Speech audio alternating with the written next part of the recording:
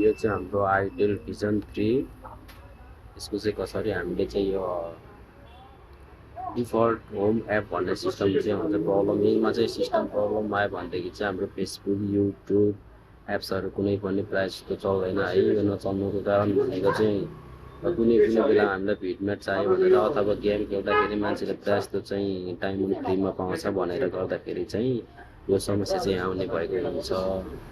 त्यसैले चाहिँ यसलाई चाहिँ कसरी सल्भ गर्ने भन्ने सिस्टम चाहिँ म तपाईँहरूलाई देखाउँछु है गाइस। यो चाहिँ कसरी गर्ने हेर्नु यहाँ युट्युब थिच्दाखेरि यो अप्सन आउँछ है, प्ले हुँदैन। प्ले नहुनु भनेको चाहिँ एप्समा कतै गडबड भएको छ भनेर जानकारी हुनु पर्ने हुन्छ। फेसबुकमा खिच्दाखेरि पनि सेम टु सेम प्रब्लम देखाउँछ है, युट्युबमा अघि जुन देखाएको थियो त्यही देखाइरहेछ है।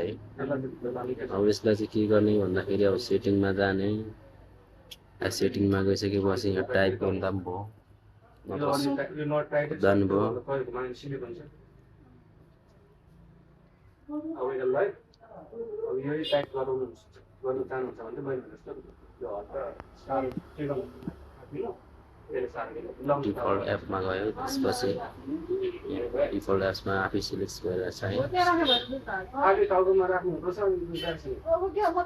होम एपमा टच गर्यो, त्यसपछि यो सिस्टममा हाम्रो फोन भइसकेको छ गाइस।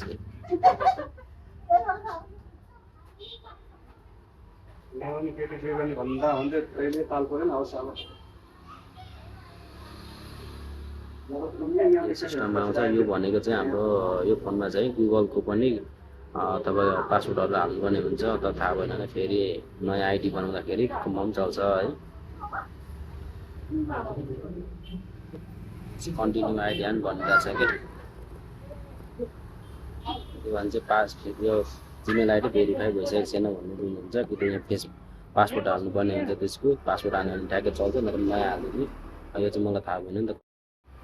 योभन्दा अगाडि चाहिँ हामीले फेसबुकमा दिँदाखेरि क्लिक भएको थिएन नि त, अहिले भइसकिसक्यो नि त।